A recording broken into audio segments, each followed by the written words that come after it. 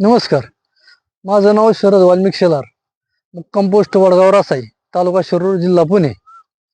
मी गेल्या 2005 पासून 2005 पासून ट्रॅक्टर वापरतो. माझ्या ह्या अगोदर 575 ट्रॅक्टर होता. त्या नंतर मी आता 2 वर्षापूर्वी न्यू हॉलंडचा 3630 52 HP ट्रॅक्टर घेतला. पण पूर्वीचा नांगर त्या ट्रॅक्टरला एकदम छोटा पडत होता, असा मॅन्युअल होता आणि त्यानं काही काम वगैरे व्यवस्थित होत नव्हतं आणि वेळ पण जायचा त्याने आणि डिझेल पण जात होतं. आणि ह्या नांगरामुळं काय होतंय, काम पण चांगलं होतं, वेळेची बचत होती आणि डिझेलची पण बचत होती आणि काम एकदम चांगलं होतं की बाबा ह्यात पूर्वीच्या नांगराने असे मोठे डेखळं निघायचे किंवा काय, ह्यानी डेखळं मोठी निघत नाही, एकदम बारीक नांगरत होते. आपली कल्टिवेटर मारण्यासारखीच आणि जी हाप असते ती एकसारखी पडते. तुम्ही लिमकेन घ्यायचा निर्णय का घेतला? मार्केटमध्ये इतर ब्रँड जे होते, इतर कंपन्या होत्या लिमकेन टाईप, लिमकेन करता म्हणणाऱ्या, लिमकेनकडे कसं का वळाले काय? ह्याच्या अगोदर आमचा पुतण्या ओंकार शेलार, ह्यांच्याकडचं ट्रॅक्टर पाहिला मी. त्यांच्याकडे 3 फळी लिमकेनचं नांगर आणि त्यांनी काम इतकं उरकतं, म्हणजे वेळेची इतकी बचत होती आणि कामाची क्वालिटी पाहिली ते. मग त्यांनाच म्हणलं आपल्याला एक नांगर घ्यायचं. ते म्हणलं आपण हात घेऊ लिमकेनचा. मग आम्ही सुचवलं, त्यांनीच मला सुचवलं की आपण मग पुण्याला गेलो आणि नांगर घेऊन आलो लिमकेनचा.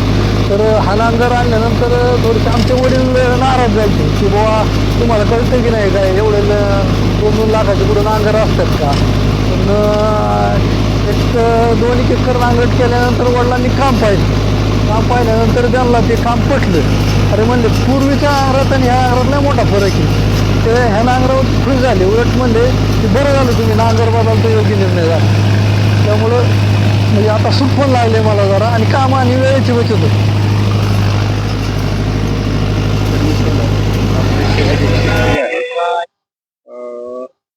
ओमकार शेलार म्हणून, हे पण वडगाव रासाई मधलीच आहेत.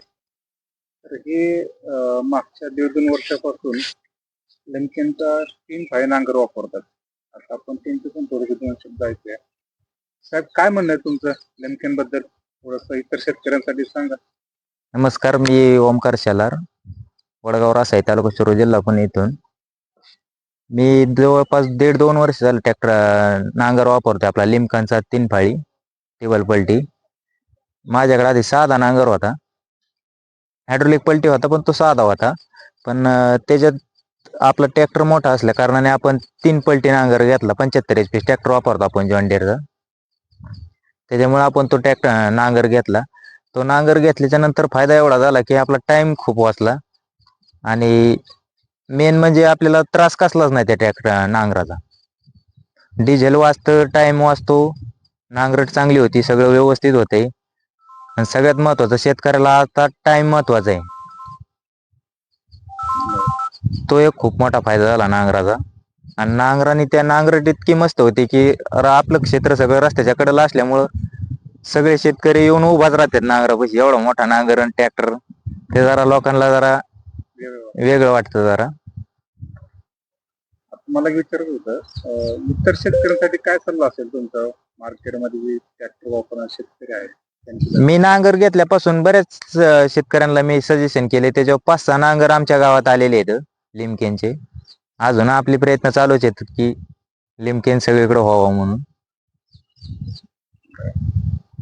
म्हणजे आता बेनिफिट थोडस नांगरामधून, नांगरापासून तुमचे झालेले फायदे सांगा की जेणेकरून इतर ट्रॅक्टरवाला पुन्हा लिमकेनकडे वळायला पाहिजे.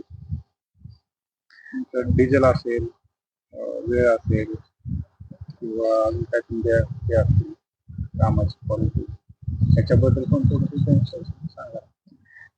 लिमकेन नांगराला मेन म्हणजे असं वेल्डिंगचा कुठं विषय नाही. तो आपल्याला घरच्या घरी आपलं सगळं पार्ट सगळे भेटले की घरी आपण दुरुस्त करू शकतो बाबा.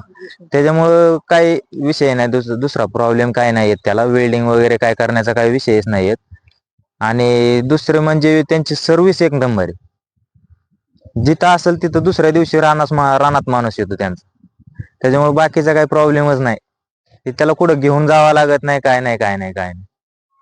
म्हणजे इतर शेतकऱ्यांसाठी सल्ला तुमचा लिमकेनच घ्यावा वाटतं. हो हो लिमकेनच सुती आहे नांगर वडायला. ट्रॅक्टरचे लय हाल होत नाही, मागं बघावंच लागत नाही त्याला. एकदा मागं नांगर लागले सेटिंग करून दिली, मागं बघायचंच नाही शेतकऱ्यांनी. धन्यवाद शेलार साहेब, खूप छान बोलले. थँक्यू.